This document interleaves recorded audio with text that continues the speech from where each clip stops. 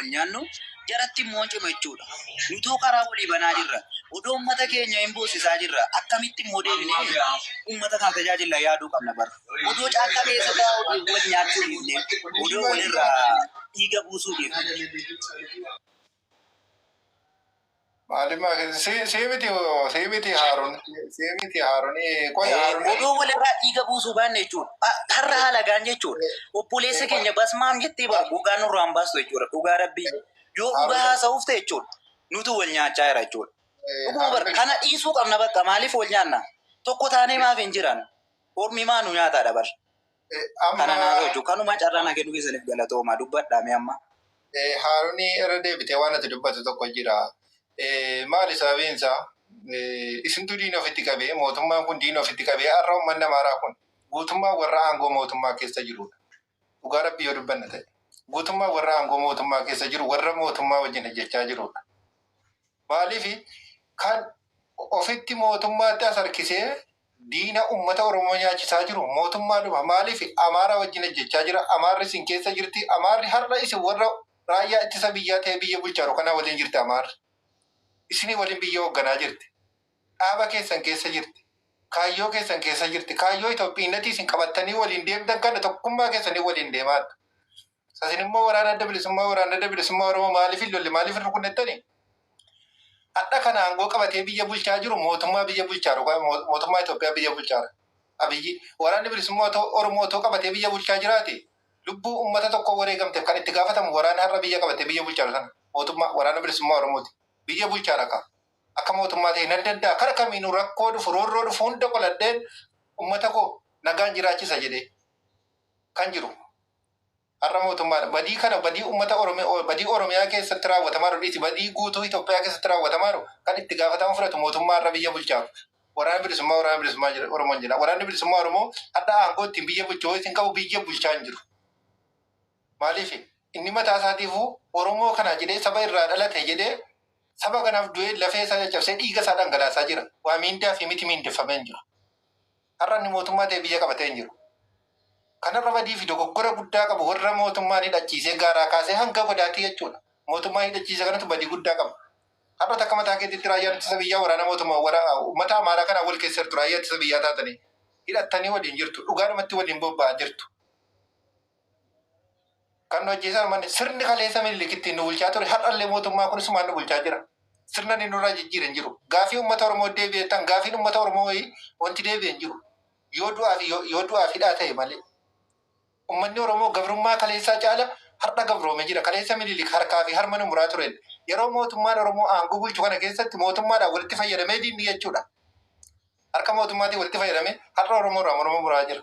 Kun dhugaadhuma lafa jirtu.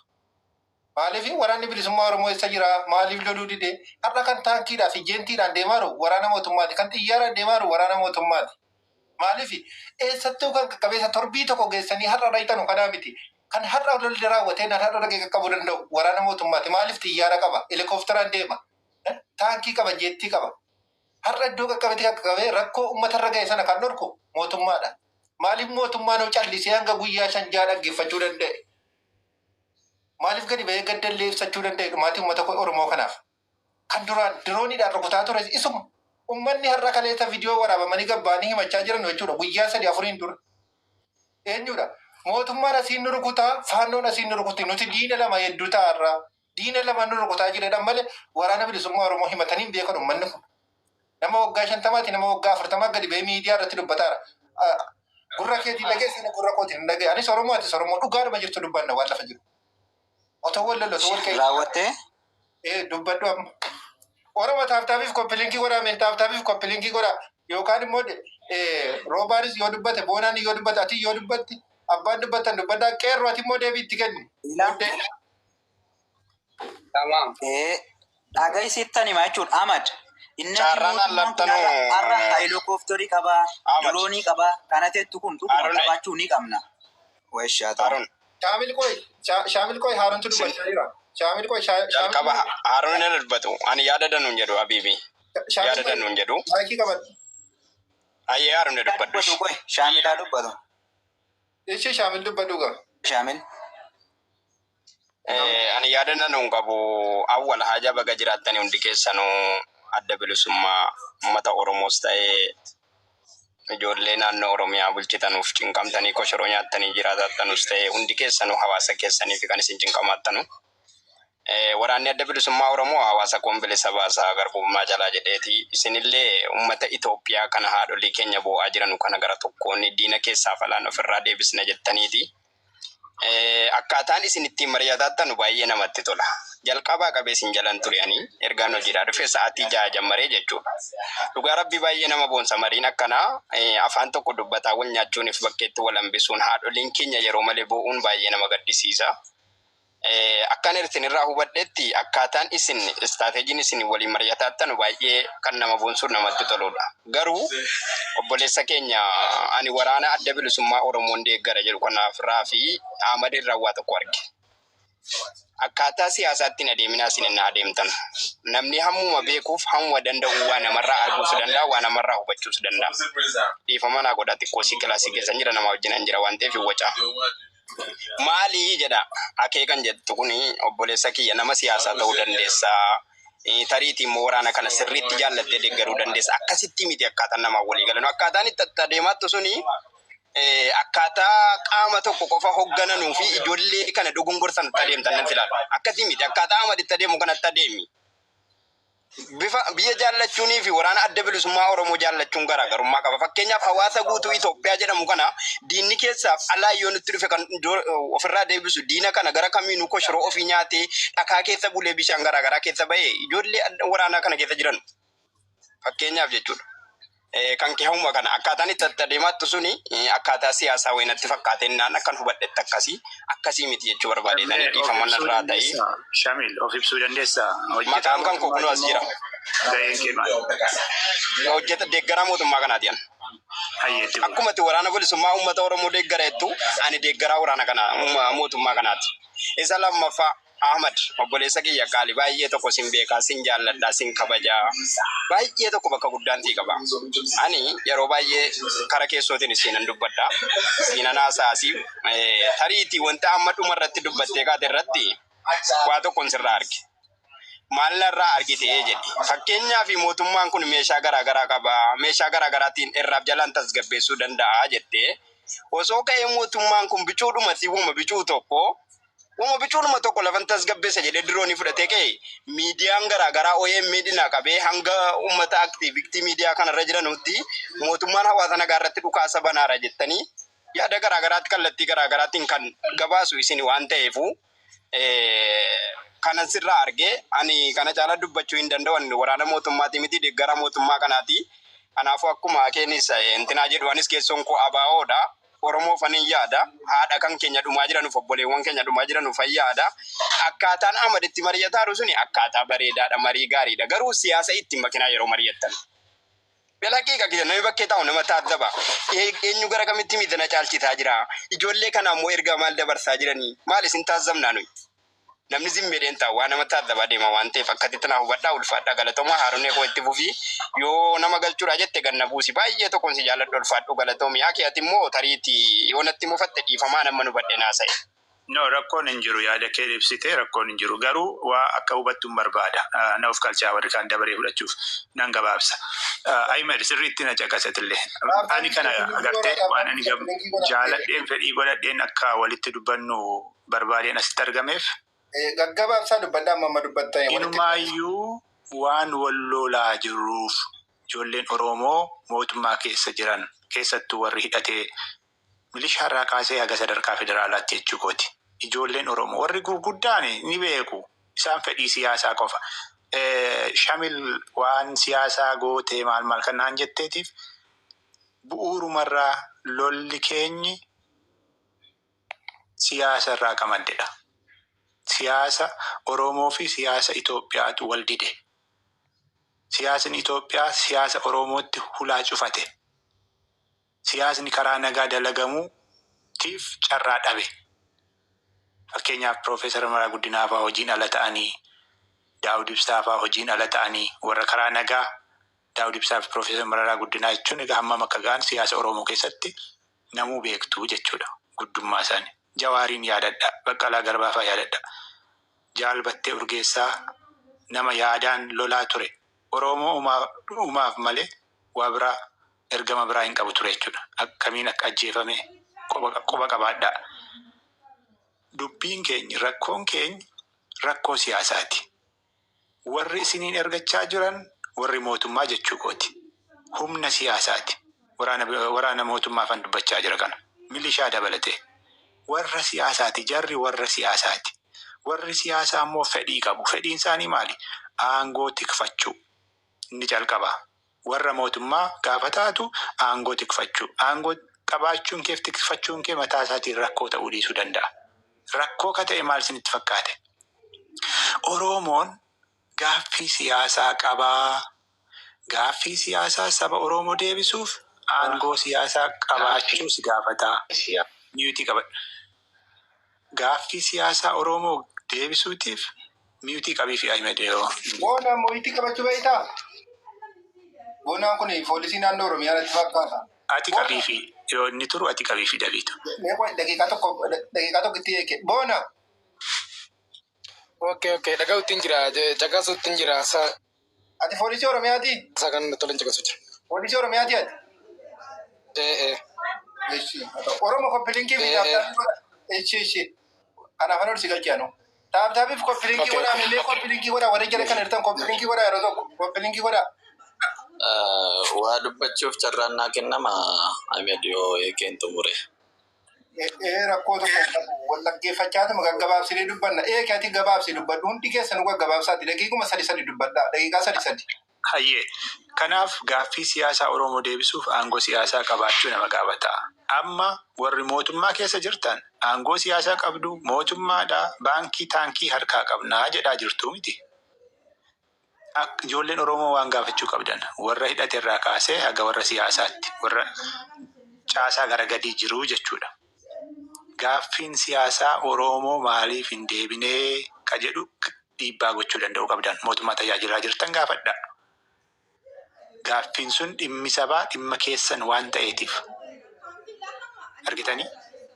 Kana gaaffii siyaasaa Oromoo deebisuutiif aangoo siyaasaati kan nama barbaachisu.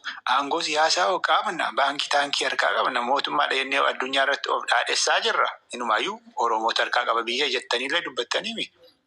Eegas ta'e maal eegdu gaaffii siyaasaa Oromoo tokko lama jettanii lakkooftanii maaf hin deebisiin? Moo eeyyama faannooti eegu? Moo kabiraa qaamni eeyyama kennu jira? Kana wal gaafadhaa. Keessanitti irratti dubbadhaa. Qabxiin lammaffaa nagaan dhibamee jira. Nagaa tasgabbeessuu irratti haga dhumaatti waan gochuu dandeessan lafaaf qilleensaan tarkaanfii fudhatanii maaf biyyan tasgabbeessiin. Sanas of gaafachuun akka malee barbaachisaa jechuudha. Walumaa gala waan amma obboleessi keenya bu'ee dubbatee ilaalchisee rakkoon lolatti nu naqe rakkoo siyaasaati. Rakkoo siyaasaa gaafa siyaasaan furuu dadhabdu lolatti seenta. Lolli tooftaattiin siyaasa kaayyoo kee ittiin galma geessisiistu sanatti deebi'uutiif mootummaa abbaa irree tokko dirqisiistu waan ta'eef waraanni bilisummaa Oromoo akka heera addunyaatti deemee loluu jira. Akka wal hubannuuf dubbachaa jira boonaa. Rakkoon qabu siif hin qabadha. Akkan walii gallutti dubbataa jirtu akkan adda baanutti dubbataa jirta. Lakki. Akka walii galluuf akka wal hubannuuf dubbataa jira. Jecha kee kana yoo dhaggeeffadhu immoo walii galuu dandeenyaan jirru beektaa? Elaame kadhaatii waliin gallu. Boonaa wal kadhachuutti hin jirru. Kadhaatii waliin gallu akka wal hubannuuf yaada dubbataa jirra. Sababa wal lolluuf beeknaa hiika kanarratti wanni nu wal hubachuu hin dandeenye mootummaa irra jedha. Waan akkasii kanarraati. Waan yaada yaada jala lachuu jirme qoyye duraan olitti hin darbiniiti. Muhyiddin daqiiqaa tokko. Muhyiddin ati waraana nama uummata. Muhyiddin. Abeet. Ati waraana nama uummata. Waraana siin jedhaan jiran poolisii Oromiyaadha. Poolisii naannoo Oromiyaati. Eeke yaada kee fitattee taate daqiiqaa tokko ta'a filattee fakkaata eekeedhaaf. hayyee dubbatan jennaan dhaabbadhe daqiiqaa tokko keessatti. Sababni itti wal waraanaa jirtaniif waraana bilisummaa Oromoo waliin ijoolleen Oromoo hidhattanii jirtan jechuu kooti. Rakkoon biyya sanaa rakkoo siyaasaati. Rakkoo warra hidhatee miti. Rakkoo keessaniif rakkoo waraana bilisummaa Oromoo miti bu'uurumarraa. Waraanni bilisummaa Oromoo rakkoo siyaasaa biyya sana akka biyyaatti uumamee jiru akkasumas Oromiyaa keessa jiru sana furmaata argamsiisuuf. Rakkoo siyaasaa gaafan jedhu maali? Rakkoon siyaasaa biyya sanaa gaaffii siyaasaa Oromoo ukkaamsee jira. Akkan deebine godhee jira. Kana gochuu keessatti waraanni bilisummaa Oromoo falmatee saba Oromoo aangessee gaaffii Oromoo 1 2 3 jedhee lakkaa'ee deebisiisuutiif warraaqaa jira, falmachaa jira, lolachaa jira. Akka calqabumaa bu'uurarraa Oromoon akka sabaatti hin bilisoomin jira. Sababni bilisummaa keenya dhabneef mootummaa aangoo siyaasaa irra jiru kana mootummaa bilisummaa kanaa jechuudha. Kanarraa sababni har'aa Oromoon akka sabaatti akka bilisomne godhee jiru nagaa akkan arganne haqa akkan arganne ka godhee jiru mootummaa aangoo irra jiru kanaa jechuudha. Kana uummata keenya irraa kaasuuf lolachaa jira waraanni bilisummaa Oromoo. Warri immoo hidhattanii milishaa irraa aga federaalaatti jirtan Atamma nagaa barbaadaa jirta moo lola labsaa jirta? Naagalaan jiru baryaanni kan. Obsi boona daqiiqaa kontu biratti. Humni Oromoo milishaa irraa aga federaalaatti jirtan kana beektu moo callistaniima ulee warra siyaasaa sadarkaa naannoo irraa aga federaalaa jiranii taataniitun ofii keessanis du'a badaa jirtu saba keessanis immoo akka hacuucamu ulee taatanii diina tajaajilaa akka jirtan quba qabduu ka jedhu gaaffiin koo galatooma. Xumuratee ta'eeke. Dubbadhu Muiddiin dubbatta moo nan dubbadha? Muiddiin na dubbatu. Kan dubbadhaa qoyatu. Muiddiin na dubbatu. Muiddiin baga nagaan nuti. Baga nagaan na hidhanii Ahmad nagaadha miti. Jalqabaa kaatee nu jala turte. Jalqabaa kaatee nu jala dhuftee moo amma deenya dhufteeti? Ana argeetuma nu si galche. Lakki si jalan ture ani dhaggeeffataan ture. Ishii dubbadhu gaa Oromoo taaptaapiif koppilinkii godhame taaptaapiif koppilinkii godhame yeroo tokko wal duukaa taaptaapiif koppilinkii godha dubbadhu Muiddiin. Eeshi carraa waan akkanitti galatoomi namni 550 wayitas jala jira. Har'a ani yaadni kan koo yaada warra kaaniitiif yaada siyaasaa ta'ee waraanni tokko deeggaraati. Waraana tokko waraanuunii fi siyaasni adda adda jechuudha. Waraanni gaafuma taatu deeggaraa siyaasaa kamirraayyuu bilisa kan ta'e jedha. Deeggaraa siyaasaa kamirraayyuu bilisa yoo taatedha kan siluma waraana taatu jechuudha. Amma nuti akka waraanaatti yoo dubbanne waahii dhimma biyyaatti aansee ka'e immoo dhimma Oromummaati jechuudha. Akka fakkeenyaaf akka gaachana akka Oromiyaa poolisii Oromiyaa tokko tokkoon akka waraana Oromiyaa tokkotti gaafan dubbadhu heera mootummaatiin jechuudha kan nuti irra dhaabbanne. Kanaaf ani gaafiin yaadni kana sirriidha. Yaadatti kaasaa jirtu yaada gara lachuunuu maal godhin. Angaruu akka yaada kootitti yaada siyaasaa jala kamii jala iyyuu baane gaaddisa Oromummaa jalatti yoo dubbanne maal ta'a? Gaaddisa Oromummaatu iyyuu jala yoo dhaabbanne dubbanne akka Oromoo tokkotti yoo naasee malee akka siyaasaa taasifnaan atis gama dhaabbanne gamana dhaabbanne ati rakkoon kan keetii rakkoon akkeetii jechuudha. Amma sa'aatii sanarra hin jirru nuti. Sa'aatii sanarra hin jiru. Sa'aatii itti uummanni kan keenya ciibsamee qottoodhaan muramaa jiru keessatti sa'aatii itti uummanni gogaan fayyaan anta kaayii waan akkasii ija kootiin argee hin beeku wanta dhagees hin beeku wanta akkasiin uumama jedhees yaadees hin beeku ilma namaarraa horiirraayyuu fayyaa gogaan hin bahu. Waan isin nama dhibu keessaa jiru. Uumama waan ta'eedhaaf ajjeefamee ka'e kan horiirraayyuu gogaan bahu baarrakamee ka'e jechuudha. Ilma namaa utuu lubbuun jiruyyuu gogaan sa'aatii irraa baafamee jiru keessatti rakkoo kan keeti rakkoo keetii waliin jechuun akka kootti fudhataman qabu na biratti. Maaliif sa'aatii kana abidda qabatee jira. Abidda qabatee jiru dhaabannee dhaqii dhaamsi gaafa jennu abiddi sun wanta sana gubee fixeera jechuudha. Edda abiddi sun gubee fixee ka'e dhaqnee daaraa ilaaluun bu'aan qabu. Amma sa'aatii kana abidda qabatee jiru nutti qabatee jiru kana akkamitti dhaamsina. Edda dhaamsinee kaane yoo an keenya amma sun qaqqaba borii itti fufa kan siyaasaa boris. Amma kun waa'ee siyaasaa yoo jila dhiisne siyaasaa boris itti fufaa iftaanis itti fufaa karaa nagaadhaas ta'uu danda'a karaa waraanaas itti fufuu danda'a. Waraanni amma eekeen jedhe kunis yoo dhufee aangoo qabate inni amma aangoo irra jiru immoo gadhiisee amma dhaqee immoo falmatee ol deebi'e inni kun sarkuleet godhaa ta'a jechuudha yeroo hundayyuu naanna'ee sanumarra taa'aa aangoo gaafa qabatte waraanaan aangoo gaafa qabatte kaatu ammas waraanaan aangoon waraanni sitti kan biraatu immoo sitti jalqabaa jechuudha. Inni kun ani dhimma siyaasaatii miti kan inni jedhu achi jala yoo baane garuu inni kun dhimma Oromoon dhumaa jiru irratti. Oromoon kun zariin isa lafarra dhumuudhaaf deemaa jiru irratti. Kaayyoon tarii diina kana waa lama. Kaayyoon samaa inni kaayyoo mootummaa kana aangoorraa buqqisuu. Kaayyoo itti uummata Oromoo kana immoo fixuu balleessuuti. Kaayyoo lama qabanne. Waraanni bilisummaa Oromoo amma akka jiru kun immoo waraana bilisummaa Oromoo yoo jedhu gaan waraana bilisummaa Oromoo inni weenu dagaleera jechuudha. Inni nuti dur eebbisaa addunyaa muuziqaadhaan dhaggeeffataa turre sun hundi jiraayyuu galaniiru inni kaan dhumeera inni kaan olii gadi battanameera. Inni amma ijaaramee of ijaaree waggaa 5 asitti caakkaan namni kuni fedhiin siyaasaa samaa inni aangoo qabachuudha. Fedhiin siyaasaa samaa inni jedhe amma eekeen Oromoo bilisa baasuu jedhe. Oromoo dhume ka'e lafa Oromiyaa bilisa baasa moo uummata Oromoo bilisa baasa? Uummanni irraa dhumaa jira. Kanaaf isa kanaan maal gochuu qabna? Jennee sa'aatiitti mari'annuudha malee sa'aatii itti hidhateenyee gamaa gamanatti situ rakkoo qaba jennuu miti. Ani feekeen bor rakkoon kana eekeetti rakkoon kan muddiin kan jennu edda rakkoo kana keessa baanee kaaneeti jechuudha. Edda waan nutti dhufe abidda nutti qabatee jiru kana edda ofirraa dhaamsinee kaaneeti jechuudha. Edda diina Oromoo balleessuu dhufe kana edda ofirraa balleessinee kaaneeti jechuudha. Mootummaa kanaaf jecha miti baay'ee faannoo kan lollu. Uummata Oromootiif jecha mootummaa kanaaf tarii mootummaan kan biraa dhufuu danda'a. Siyaasni kan biraa dhufuu danda'a. Siyaasaaf jedhamee uummata Oromoo fayyisuudhaaf, uummata Oromoo jiraachisuudhaaf, uummata Oromoo rakkoo kana keessaa hambisuudhaaf, imimmaan uummata Oromoo irraa haquu armee Oromoo kana qoorsuudhaaf maaltu nu barbaachisa sa'aatii kana waan jedhamu sanarratti marii gaggeessuudha. Maal gochuu qabna? Akka waraanatti maal gochuu qabna? Akka siyaasaatti maal gochuu qabna jennee jechuudha. Namoonni siyaasatti dhiibbaa gochuu dandeessan nakka namni si dhaga'uu jiraate maal gochuun qabu?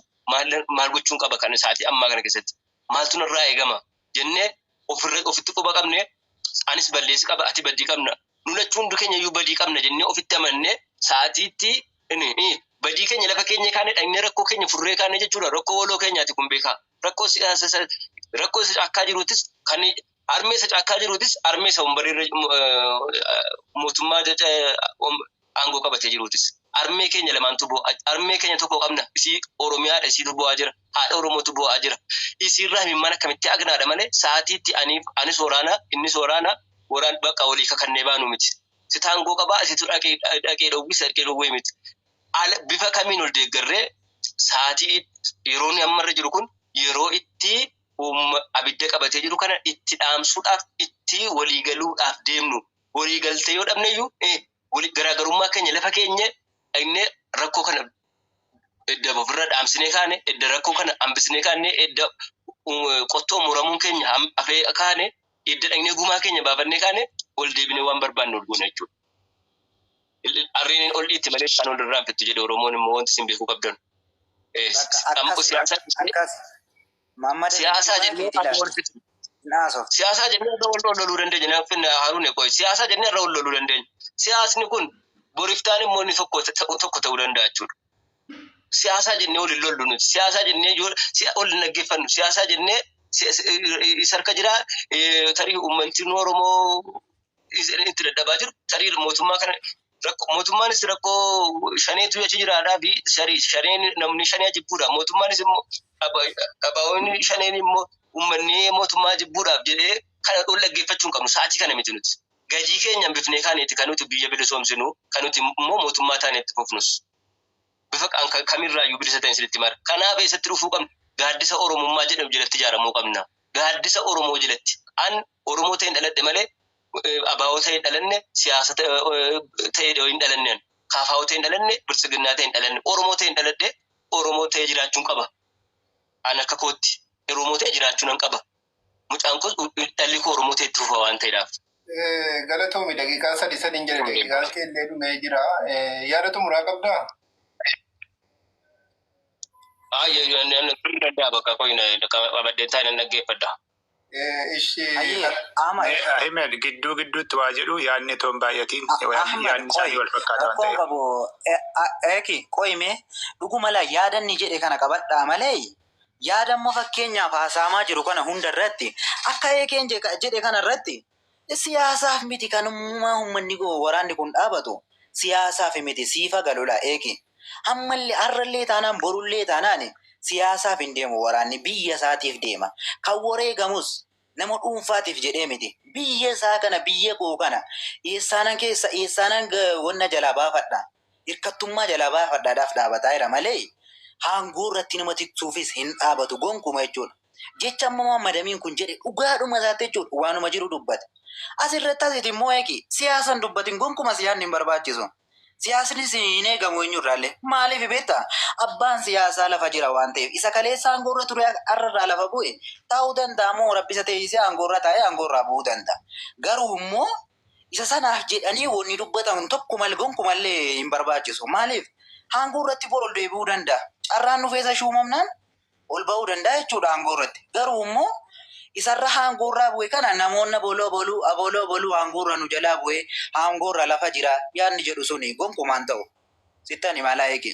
Garuu immoo wanni nurraa barbaachisu agartee kaleessa bara anumaaf si kanatu walitti obboleessa ta'e obboleessuma keenya kana agartee akkuma wajjin dhalattee kaatee kana har'arrattee jechuudha. Wajjin maal taate si jala albeedhaan gaafa seen qalamtu. Mee akkamitti kanarraa qolachuu dandeenya? Yaa akkamiin immoo dhannee madaa keenya kana kaffalannaa waliin mari'achuu qabna malee warri har'a nu jala teessee wanti gadheen har'a bari wanti kuma meeqan keenya kun Oromoo saba bal'aa kana har'a jechuudha. Uftee gaafa seen harmee keenya boosiftu inni kun baay'ee isaa namatti dhaga'amuu qaba jechuudha. Dhuguma bara odoo nu hundi kun jirru odoo waraanni kun hundi jiru waraana meeqa qabna Oromiyaa kana keessa adda bilisummaa Oromoos waraana biyyaa kan dhaabadha jedha. Kamillee biyyaa kan dhaabadhanuma jedha. Mee odoo jarri kaleessa caakkaa jiranii har'a kun uummanni salaaleetti qalamaa jira. Isa kana akkamitti haaloo bahannaa beekuu qabna malee yaaduma siyaasaa keessaa bahe gonkuma siifa galu jechuudha. Siyaasan dubbatin innati siyaasa dubbachuu kun hin barbaachisu gonkuma. Abbaan siyaasaa mataa isaatti lafa jira waan ta'eef. Abbaan siyaasaa qobaa isaatti aangoo qabatee aangoorra taa'aa jira. Isa kanaaf immoo saba keenya kana har'a wanni kun nu tuttuqaa jirtu kunis odoo nu wal nyaachuu dhiifnee jiru tokko taanee wal jaallannee tokkummaa keenya kana. Mee guraagee wal nyaachaa jirti keessaa baatee wal lolaarte wal lolaan jiru bar numatu walii galuu dhabee nu Oromoodhuma kana bar kan nu wal nyaatee asirratti wal tuttuqee wal nyaachisaa jiru kana isuma kana. Haaruna dubbii kee addaan kutuu hin ta'in immoo tokkummaan kun akkamitti dhufuu danda'ame gaafii gabaabaa. Tokkummaa kana immoo agartee namoonni amma tokkummaa kan dhufuu danda'u kana immoo agartee numa isinis warri caakkaa teessanis nu warri harka mootummaa jirus rabbi nagaa nuuf buusu nagaa buufannee jechuudha.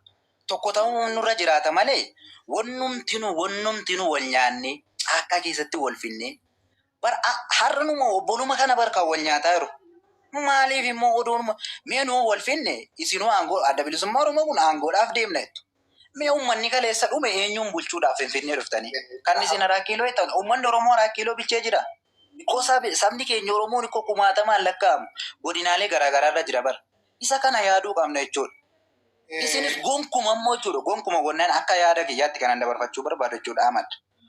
Har'allee taanaan borullee taanaan wanni saba kanaa waraana adda bilisummaa Oromoo kun jechuudha. Wanni isin saba kanaa buuftan gonkuman jiru sabni kun bo'ii maraatee isin himachaa jira.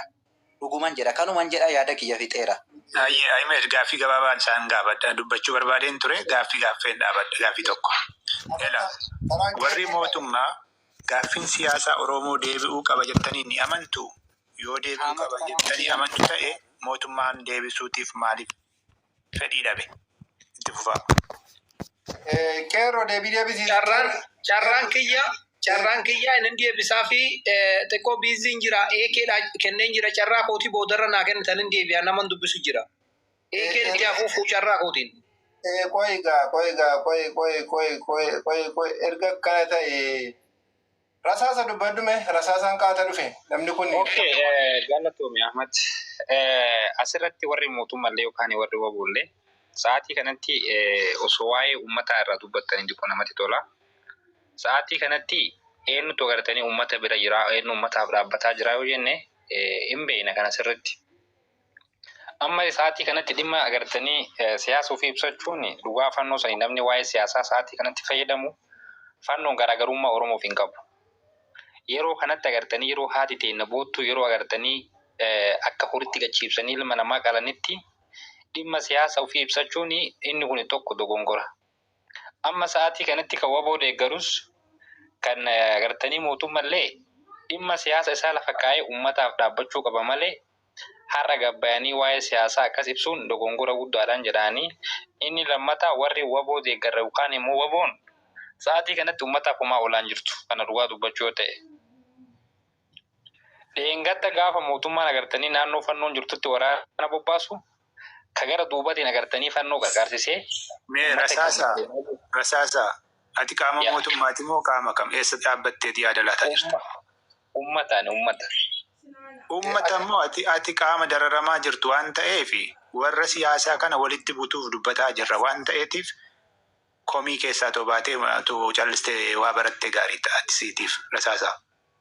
Amma humna kallattiitiin dhimmi ilaallatu lamaantu yaada kallattiitiin dhimmi ilaallatu lamaantu walitti dubbataa jira.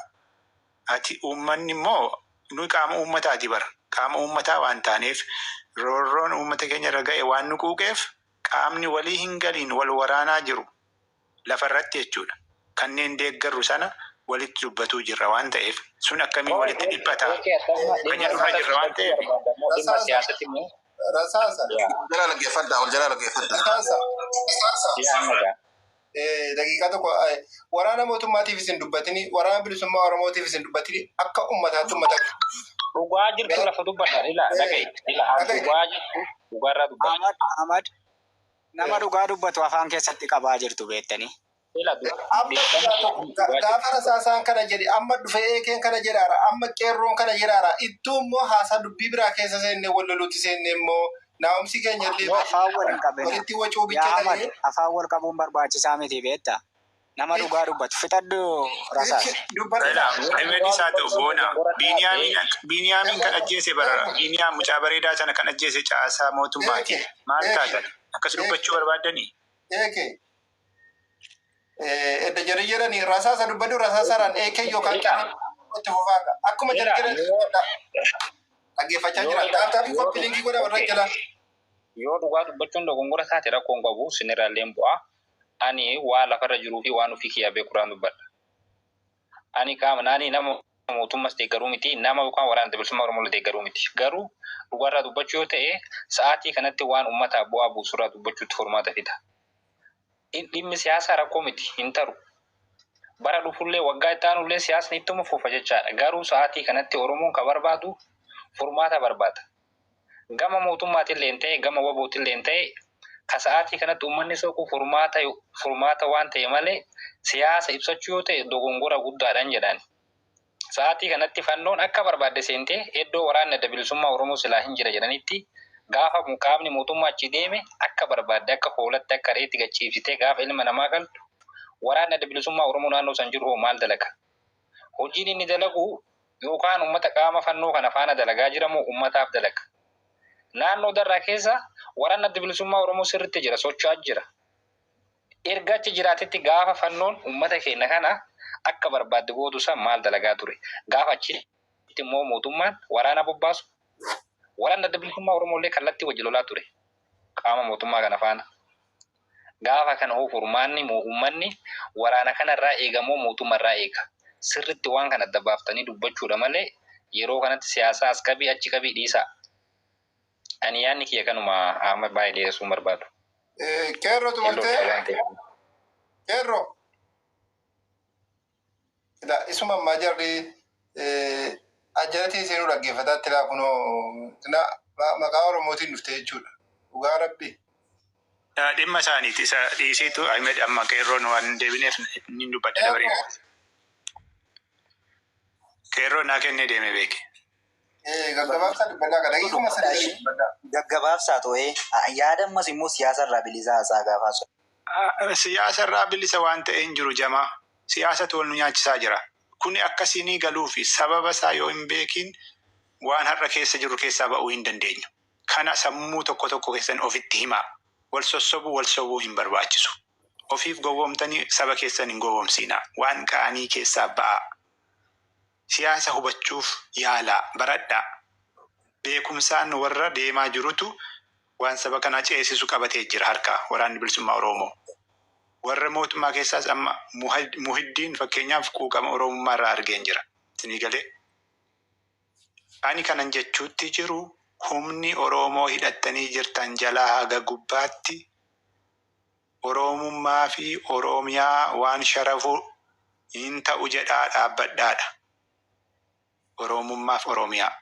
Haalli siyaasni bilisiginnaa itti adeemaa jiru siyaasa sabummaa otoo hin taane siyaasa lammummaati, siyaasa Itoophiummaati, siyaasa Oromummaa otoo hin taane, siyaasa Oromummaa tiksu otoo hin taane siyaasni bilisiginnaan sadarkaa olaanaatti himaa jira.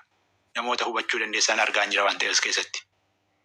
Siyaasa naannoleenuu haa diigamtu jedhu. Siyaasni bilisiginnaa fi siyaasni faannoo galmisaa tokko. Siyaasa Itoophiyaati. Siyaasa lammummaati. Siyaasni lammummaa moo mirga nama dhuunfaa malee mirga sabaa akka sabaatti kan eegu miti. Gaaffii sabaa akka sabaatti kan ittiin deeffannu miti. Ka bilisiginnaa lolaa jirruuf sababni kana. Bilisiginnaa gaafa lollu immoo anaaf sin wal loluu miti. Warra mootummaa keessa jirtaniitii fi waraana bilisummaa Oromoo walitti buusu kaayyoo sana miti. Kaayyoo waraana bilisummaa Oromoo. Kaayyoo waraana bilisummaa Oromoo kaayyoo Oromummaa fi kaayyoo Oromiyaa tarkaanfachiisuudha. Kuni akkasinii galuuf dubbataan jira. Siyaasa dhiisaan waan hin danda'amne waan keessaa baanu miti. Waan bu'uuraa tokko waan namni beekuu qabu rasaasa miitii qabadha. Muhiddiin waan tokko qabadha. Faannoon dharraa irratti Oromoo qaluun Oromoo Oromiyaa keessa jiruu fi Itoophiyaa keessa jiru. Oromoo waraana bilisummaa Oromoo ta'ee fi waraana bilisiginnaa ta'e. Akkasumas Oromoo siyaasa kam keessa illee jiruutiif dhaamame dhaamsisuun tokko keenya ka qalame kana quba qabaadhaa. Faannoon waraana bilisummaa Oromootiifis diinaa. Waraana bilisummaa Oromoo bar Wallagga irratti morma kutanii qe'ee geessanii iccisanii sirbaa turanii beeki. Waraanni bilisummaa Oromoo fi faannoon diina seenaatillee har'allee diinaa. Warri bilisiginnaa warri siyaasaa garuu olola tolchaa jiru. Uummata Oromoof waraana bilisummaa Oromoo wal jibbisiisuuf yookaan immoo uummata Oromoo burjaajessuuf ofii gaarii godhanii of dhiyeessuuf jecha Shimallis Abdiisaa mataasaa kaleessa waan haasa'aa ture dhageessan. Suni nun baasu. Saba keenya akka sabaatti hin kabachiisu. Nagaallee nuun fidu. Waraana keessa galamee jiru kana keessaallee nun baasu. Kana hubadhaadhaa fi ani humni Oromoo caasaa mootummaa keessa jirtan. Humna gaafan jedhu warra hidhattanii jirtan keessumaa. Warri siyaasaas warri of quba qaban sabboontonni ni beeku bareechanii kana. Sagalee balleeffatanii mootummaa keessa jiraatu fakkaatu malee fira waraana bilisummaa Oromooti. Kaayyoo waraana bilisummaa Oromoo humna hubatu kan lakkoofsaan hin tuffatamnetu caasaa mootummaa keessa jira. Kanallee akka quba qabaattan kanan barbaadu. Tokko kana walumaa gala dubbiin faannooni diina waloo keenyaati. Muhiddiin maal jedhe? Mootummaa haaloltuyyuu malee akka sabaatti Oromoo lafarraa fixuuf dhufaa jirti jedhe. Dhugaa dubbatte. Waraanni bilisummaa Oromoos akkasitiin quba qabna. Maaliif kana jedhe beektaa? Sagantaa siyaasaa hin qabani. Okay? Hoggansa siyaasaa abaluutu hoggana ka jedhu hin qabani. Diina seenaati. Seenaarraas araara hin qabnu. Dhagaarraatti jechuudha. Tumsa siyaasaa tolfatamee labsames hin jiru. Walirratti fayyuma sobaan ololuun nun barbaachisu jechuudha. Kaayyoon keenya kaayyoo saba Oromoo milkeessuu yoo ta'e bakka jiraannu jiraannee faannoon diina waloo keenyaati. Faannoon immoo ka goobse eenyu reenfa bakka hin jirree fideetiin kan lubbuutti hore eenyu sanallee wal gaafadhaa ijoolleen Oromoo mootummaa keessa jirtan. Isaanisoo gaafa waraana keessatti waliin loltan caasaan mootummaatii fi caasaan faannoo wal quba qabaatu. Alana dharraa irratti wanta ilaaltanii jeneraala mootummaatii jeneraalli tokko mootummaan obbolaa lamaan tokko immoo faannoo keessaa hogganaadha jechuudha. Jarri akkasitti wal quba qabaatee Oromoo fixuu irratti dalagaa jira. Sen immoo waraana bilisummaa Oromoo faana mataa walitti jabaachuurra humni Oromoo hidhattanii jirtan dhaabbadhaatuun warra siyaasaa ajaja hin barbaachisne akkasiin hin ajajne ejjennoodhaan ofirraa lolaa. Ani waa'ee bilisiginnaa miti. Bilisiginnaa booda Oromoon humnoomee yoo hin qophaa'in jarri har'a guyyaa adii dhaabdee nama qaltu kun hinumaayyuu daran qophooftee dhuftee salphina barbaachifneef nu saaxiluu dandeessi waan ta'eef nu saba guddaadha miliyoona 60 ol sana humna hidhate haga sana lakkoofsaan guddaa qabaannee biyya sanarra darbeellee gaanfa Afrikaaf akka abdii taanutti qophaa'uu qabna. Qophiin sun immoo daandiin itti qophoofnu akka sabaatti daandii waraanni bilisummaa Oromoo maqaa Oromoo dhahatee qulqulleessee jiru kanaanii.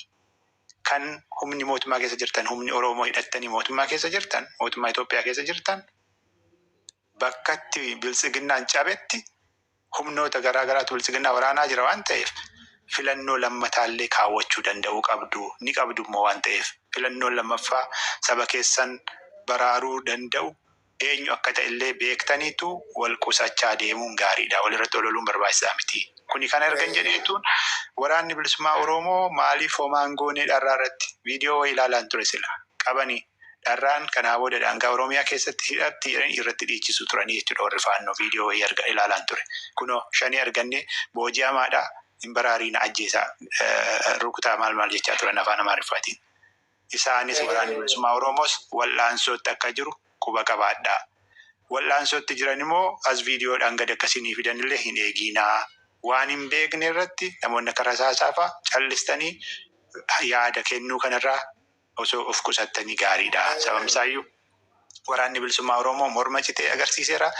Firummaa ta'uu hin taane diinummaa qaba faannoo faana. Mootummaan kun ijoolleen Oromoo mootummaa keessa jirtanis faannoon isiniif maal akka ta'e hubataa jirtu. Waan gaarii diina ta'uusaa akka sabaatti Oromoo hunda lafarraa fixee beeki. Gaallaa jedhee gaafa si qalu gaallaa ka jedhan Oromoo tokko keenya beekti.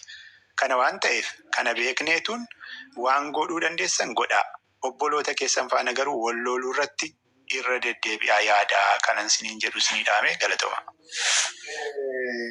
Iddooti haasaa keessa suqa addaan kutoo otoo hin ta'in iddooti gaallaa jedhanii isiniin lolan jettetti gaallaa jecha gaafa jedhan walumaa galatti nu lolu.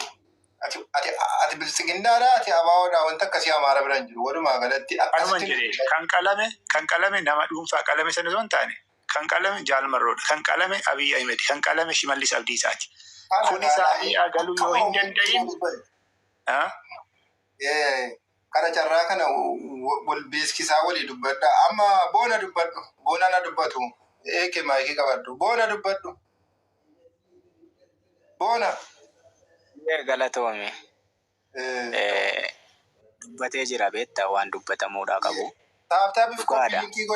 Gaafa gaallaa jedhamee morma Oromoo tokko kutamu dhugaadha. Oromoo hunda akka waan inni kutameetti ilaaluu qabna. Yaadni kan isaa amma namatti tola. Wanni isinii galuu qabu amma yeroo kana keessatti walii galumaaf barbaachisaa beektaa. Akkamitti walii galumsi keenya akkamitti nu didee jennee irratti mari'achuu qabna. Siigalee Ahmad.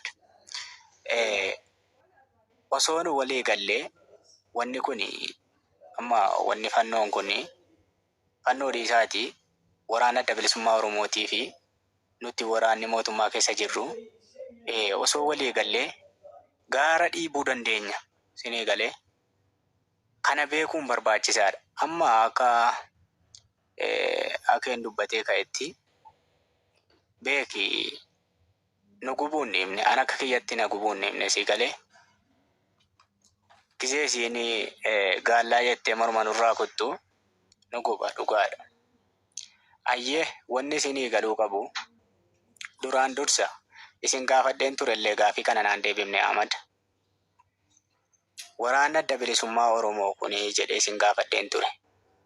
Yeroo uummanni keenya achitti salaaleetti morma irraa kutamu achi keessa jiru maaliif dhaabsisuu dadhabanii jedhee isin gaafadheen ture. Ayyee dhaabsisuu dadhabanullee humnallee itti hadhabanu. Humnallee hadhabanu. Gisee waraanni mootummaa immoo asii dhaqee uummata isaa du'a jalaa baraaruudhaaf dhaqu maaf irratti dhukaasu jedhee isin gaafadheen ture. Kanallee naan deebifne. Kana Ahmad isinillee naa deebisaa.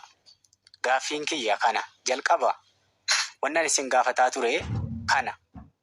Ragaa qabdaa amma ololatti jirta boona waan akka kanaa yeroo dubbattu ololaa jirta malee ragaa viidiyoo waan ta'e nu agarsiisuu dandeessa nu amansiisuuf.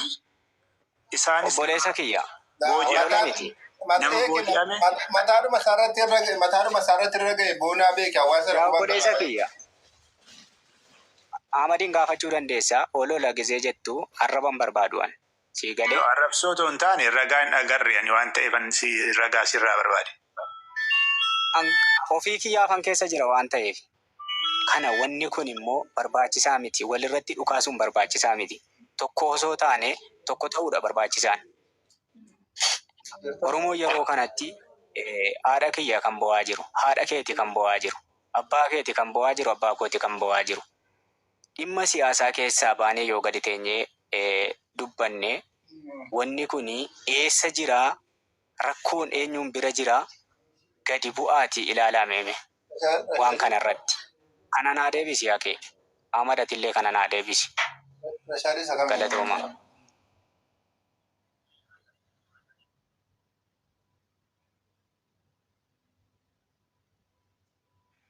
Hayyee waan gabaabaa si deebisu boona ammatti lolatti jirtu isinis waraana bilisummaatu argattani hin dhiistani sii galee ajaja fudhattanii deemaa jirtu waan ta'eef har'atti jechuu kooti. Waraanni bilisummaa Oromoos akkuma faannoo diina hinumaayyuu waraana bilisummaa Oromoo mootummaa biyya sanaa shoroo keessaa jedhee jira. Siif galeera lamaan keessanii ibidda baattanii jirtu sunis waan ati beekuu qabdu dhugaa kana of amansiisuu qabaattu. Dirree irratti bobba'atanii diina jedhameetu maqaa biraatiin iyyuu waamame shanee akka namaatti miti shanee kan mootummaa naannoo isa ta'e mootummaa federaalaa gaafa shanee jedhan gaafa Oromoo akka hin taaneettii fi akka bineensaatti bakka arganitti dararanii ajjeesuu maal murteeffatanidha. Sigalee murtee siyaasaati murteen sun. Murtee siyaasaa sana immoo maaliin hojiirra oolchu? Kunoo kan akka boonaafaa kana ergachuutiin hojiirra oolcha jechuudha. Obboloota wal ajjeesisuutiin mootummaan bilisiginnaa. Mootummaa bilisiginnaa gaafan jedhu isinitti dhaga'amiin. Mootummaa bilisiginnaa Oromoo qofarraa akka tolfame miti.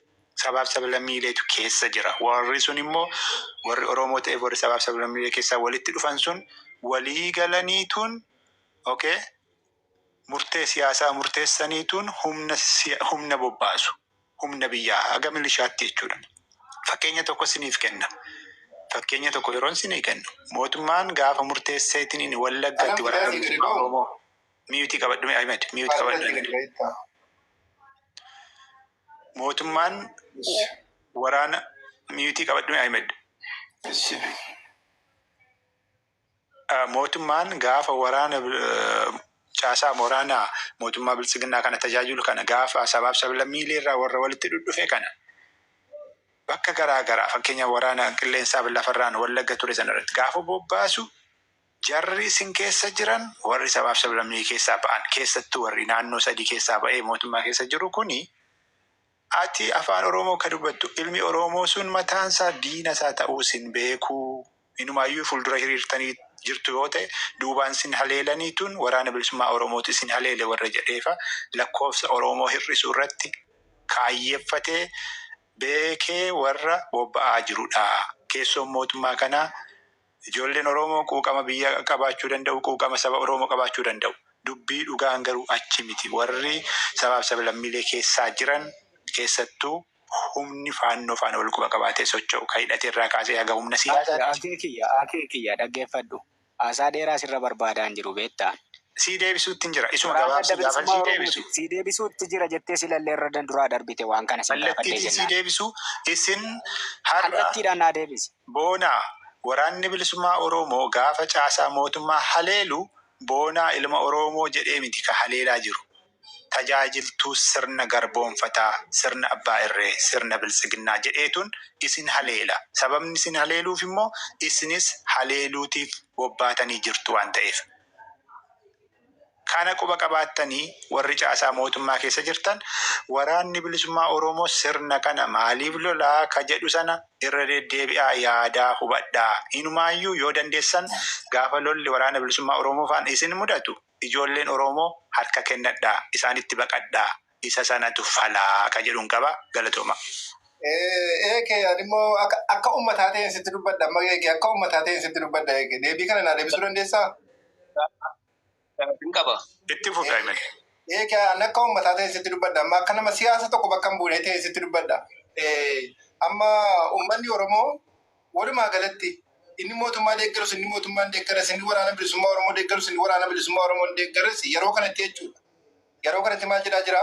Waraanni bilisummaa faayidaa tokko nu hin buufne, waraanni mootummaas faayidaa tokko nu hin buufne, nuti Oromoon lafumatti dhumaa jirra. Inni kan mootummaallee nu fayyannee inni kan waraana bilisummaa Oromoolee nu fayyannee jira mootummaan. Otuu isin lamaan as jirtanuu inni kan waraana bilisummaa Oromootu hidhatee jiru nuti uummanni dhumaa jirra. Waraanni mootummaatu hidhatee jiru nuti uummanni Oromoo dhumaa jirra. Waraanni bilisummaa fi waraanni mootummaa kun nuyi faayidaan jaraa maaliidha jedhaara. Meegaa fi gara naa deebisi. Bareeda kallattiitiin siif hin deebisa. Waraanni bilisummaa Oromoo tokkoof tokko uummatuma Oromoo komee kana kaasuuf manaa ba'e. Haga lubbuu qaalii kennutti saba kana bilisaan tajaajilaa jira. Mindaa hin qabu. Jireenyi inni jiraataa jiru jireenya bosonaati. Jireenya mataan isaa roorroo. Aduu rooba qorra toon jedhiin gatii qaalii kana hunda saba Oromoof qofa baasaa ka jirudha. Oromoo jedhee maqaa dhahatee waraana bilisummaa Oromoo mootummaa garboonfataa lolachaa jirudha. Ka'umsa irraa kaasee haga irraatti. Mootummaan immoo mootummaadha erga jedhee nagaa biyyaa eeguuf heeraanis seeraanis itti gaafatama jalaa hin ba'u. Warri komee uummataa akka damma kaaste kanaa kaasu Ahmed hin beekani siyaasa maaltu akka deemaa jiran hin beekani. Har'a waan nagaa.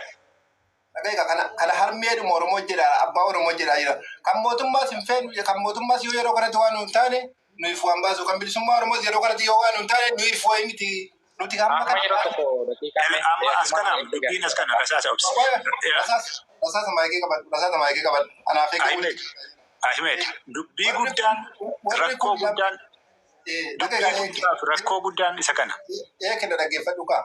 Har'a haadha Oromoo jedhaatti, abbaa Oromoo jedhaadha, intala Oromoo jedhaadha, ilma Oromoo jedhaa jira. Otuu isin lamaan keessanuu waraanni bilisummaa Oromoo akka uummataa ta'etti dubbata. Waraanni bilisummaa Oromoo Oromoodhaaf qabsoofnee jedha asirratti. Waraanni mootummaa uummata Oromootiif jiraachaa jirra jedha. Gidduu kanatti immoo haati Oromoo du'aatti immoo du'aa jirtu. Du'aa jirti, ajjeefamaa jirti. Haadha Oromoo kana eenyu birmata mootummaadha waraana bilisummaa Oromooti. Akka waraana bilisummaa Oromootti waraanni bilisummaa Oromoo yeroo kamiyyuu waan godhuu qaban gochuurraa duuba hin deebi'ani. Diina qolachuurraa. Dubbadhee bara. Diinni sun immoo eenyootti har'a tokko mootummaa bilisiginnaati. Lama faannoo kanaa jechuudha.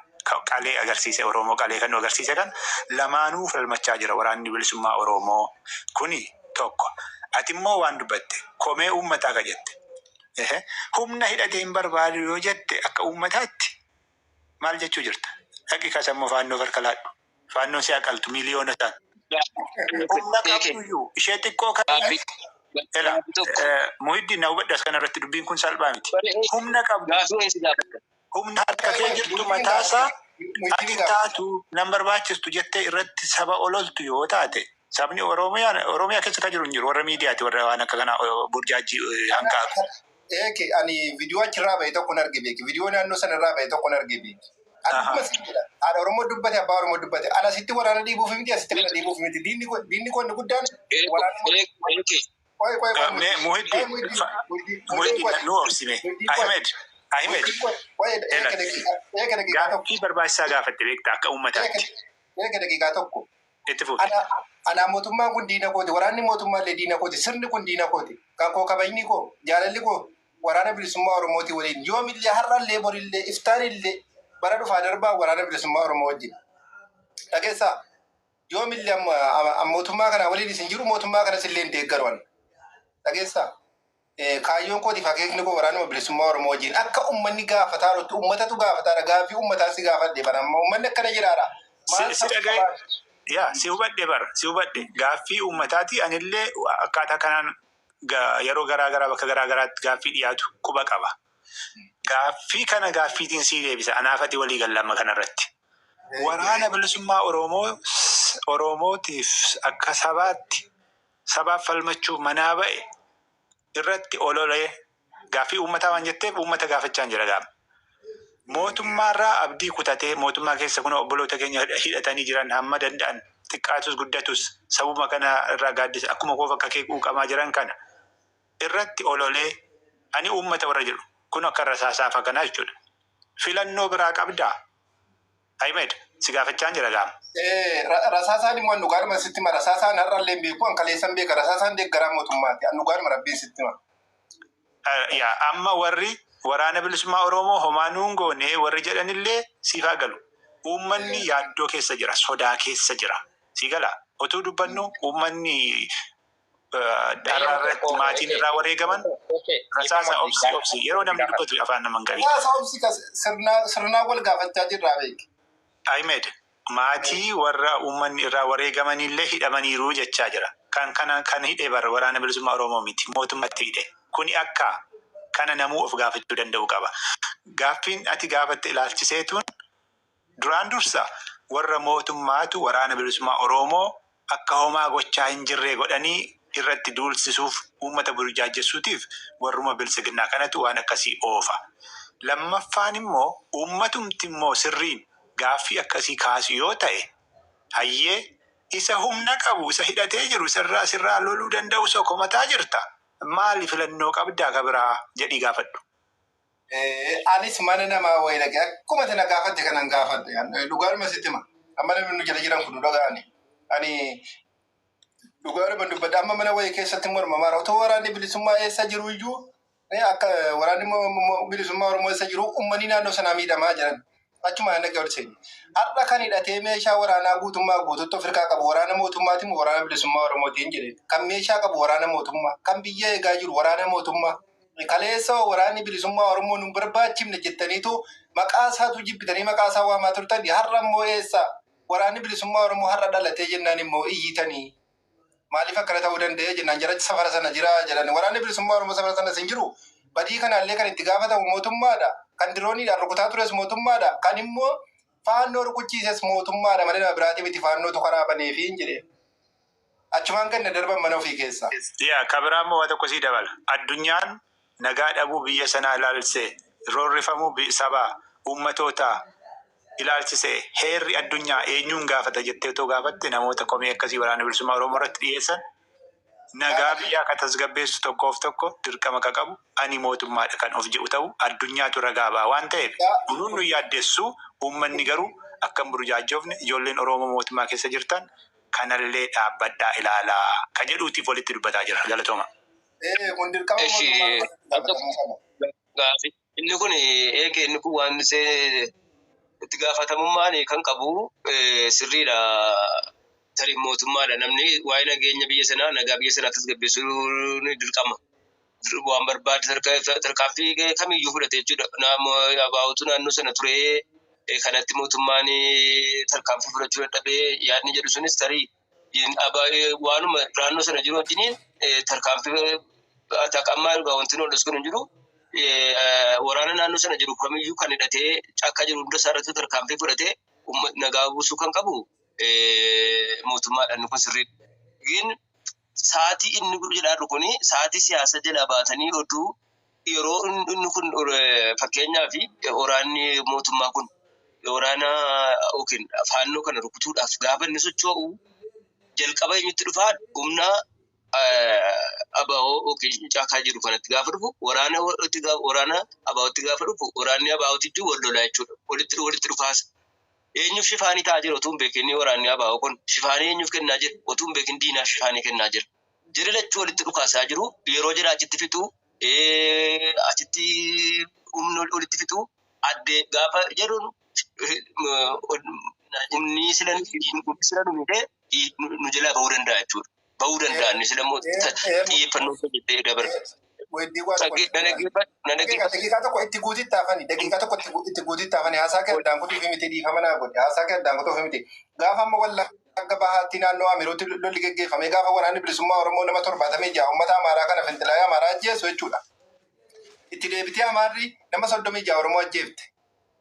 Iyyaada tanatti fakkaata. Sana booda gaafa waraanni bilisummaa Oromooti waraanni finxilaa Amaaraa kun walitti dhukaasa jammaranu waraanni mootummaa duddubbaan dhufee waraana bilisummaa Oromooti ajjeesu waraana bilisummaa Oromooti dhukaasuu jammare. Kana dhageessite. Galatoomi Ahmed. Kana faati kan sinii galuu qabu. Dhugaadhuma lafa gaafii akka dubbataa amma isin dhagaa muddin amma tuqaa waraanni bilisummaa Oromoo kun waraana faannootiin walitti dhukaasaa jiraate jechuudha. Ati hamma waraana faannoo sanarra hidhama waraana bilisummaa Oromoo ati waraana bilisummaa Oromootti dhukaaftee waraana bilisummaa Oromoo ajjeesuu barbaadda. Maaliif faannoonni diina keenya jiraatan waraana bilisummaa Oromoo jiraatan. Guutummaatti immoo kan isin barbadeessu barbaadda. Akka mootummaatti sitti immoo dhaggeeffadhu ilaalaa sirrii. Daqiiqaa tokko dhaggeeffadhu. Amma takka jira keessaa baate amma gaafii si gaafataa jira ko gaafiidhaan dhugaa waan hin beekus qabaaman siin jedhaa jira baran. Amma inni amma ta'e taatee amma jiru taatee dur ta'ee fi taatee amma ta'e kanan sitti maatee adda baasee sitti muudhaafan jedhe baay'ita. Amma inni tokko beektaa amma inni sirriidha. Otuu jalqabaa diina kana fakkeenyaaf waraanuu dhaqaa jiru jalqaba kanatti dhufe arge taanaan diina iddoo hin jenne wantoonni bira dabarru hin jiru. Humna walitti gubaa jirraadha malee jechuudha. Gaafuu garuu abaa'oonni kun kanan turre wanta hin beeku keessaa jechuudha. Al tokko lola gumuzii gaafiidhaan akka siisnan gaafadha naa deebistu jechuudha. Inni ammaatiif nu durii yeroo gumuzii sana gumuziin uummata Oromoo gaafa sirru buttee buqqiftu naannoo Haroo Limmuu irratti jechuudha. Naannoo Eebantuu fa'aarratti gar tokkoon waraanni mootummaa haala sana kora bittinneessaadha. Gar tokkoon waraana makalaakiyaanuu keessa hin jiru. Kora bittinneessaa Oromiyaati poolisii Oromiyaa qofaan jechuudha. Gar tokkoon waraane abaan gar tokkoon waraane. Kun waan beeknudha jechuudha. Garuu inni dhiheenyaa kun isa kan isa waan ati amma jedhaartus waan hin beeku qaba. Isa kana naannoo Wallaggaa Kiiramuu irratti waan ta'es beeka. Naannoo gaaf tokkos immoo karaa Wallagga Lixaatiinis wanta ta'e waan hin beeku qaba. Kanaaf gin inni ammaa kun maaliif iyyuu akkuma sana akkuma yeroo sana uummanni yeroo kan gumuzii sana ala sana olii lama beeki. Jira sana intinaa godhamee kaa'ame 14 booda immoo ofii walitti dhukaasamuu jalqabne jechuudha. Maaliif inni amma kan kenna naannoo Shawaa keessa jiru kun naannoo Darraa kun maaliif akkas ta'uu dadhabee jennaan achitti humni kun ol fuuldura goree ol takaalee. Maaliif akka gaafiitti maaliif waan duruu waan beeknu qabna tarii inni tajaajila moo naannoo sana waraanni naannoo sana jiru tarii inni tunuu immoo masalaayyuu miidiyaa irraa hin beekna adda adda bahamee olii gadi faca'eera dhuguma jechuudha. Isa Wallagga keessa socho'aa ture sana inni Shawaa keessatti socho'aa jiru sun adda addaa yoo waraannichi waan jedhamu sana si gaafachuu barbaadetaniidha. Lakki waraanni amma qabatamaa waraanni naannoo Shawaa sana irra socho'aa hin jiru. Safara sana immoo silaafuu hin jiru. Safara mootummaan dirooniidhaan rukutaa jira. Waraanni kaata safara sana gadhiisee bahe. Asirratti Ahmad waa jechuu barbaadeen waan amma muddii jedharratti ifamaa wajjin. Okay. Ilaa dhimma amma muddiin kaasirratti jalqaba irratti annaa ajaa'iba al tokko qaamni mootummaadha ofiin jedhee aangoo farkaa qabu sababa waraana bilisummaa Oromoon daangaa akkasuma nageenya lammii kabachiisuu dadhabee himata jedhu himata bishaaniin fuunedha. Himata bishaaniin fuunedha. Dhugaan jirtuu hawaasa keessa jira. Nismaa inni kan kaampii akka ijaarratan naannoo Oromiyaa keessatti kaampii akka ijaarratan godhe mootummaa naannoo Oromiyaa yookiin federaala walumatti jiru san. Qaamni amma uummata keenya dhufee daangaa seenee qaluu bakka biraarraa dhufeetu hin taane naannooma sana kaampii ijaarrateeti. Kaampii meeqa jira? Obboleessi koo amma muddiin waa inni kaase tokko jira. Yeroo lixa Oromiyaatti gumuz akka gootee waraanni bilisummaa Oromoo fi humni addaa wal ta'eetu ittise waan sanaa. Waan kuni nama dharraatti ta'e kun maaliif akka sana hin taane kan jedhu kaasee ture. Dhugaadha. Waa tokkoon fakkeenya sii kaasa. Horroo Guduruu Amuruutti yeroo waraanni bilisummaa Oromoo horroo Guduruutti jechuudha. Yeroo waraanni bilisummaa Oromoo faannoo kana yeroo rukutuuf jedhu mootummaan diroonidhaa fi lafoon lolaa ture. Hin danda'amne bakka sanattis humni addaa woboo bira dhaabachuun hin dandeenye jechuudha yeroo san. Humna addaa Oromiyaa warra woboo bira dhaabachuudhaaf warra naatoo warra quuqamni sabaatti dhaga'amu woboo bira dhaabachuuf deeman iyyuu diroonidhaan rukute waraanni Abiy Ahmad humna qilleensaan rukute. Kun ummati sunnataa jaba yoon sobe jechuudha. Humnuma addaa Oromiyaa warra woboo bira dhaabatanii faannoo loluuf deemaa jiran iyyuu kaampii keessaatuu isaan ba'aa jiranii diroonidhaan rukute Abiy Ahmad. So wanta amma dharraatti ta'e kunis akkuma sana jechuudha. Inni gumuzi lolli gumuzi banan suni humni addaa hidhattoonni gumuzi banan suni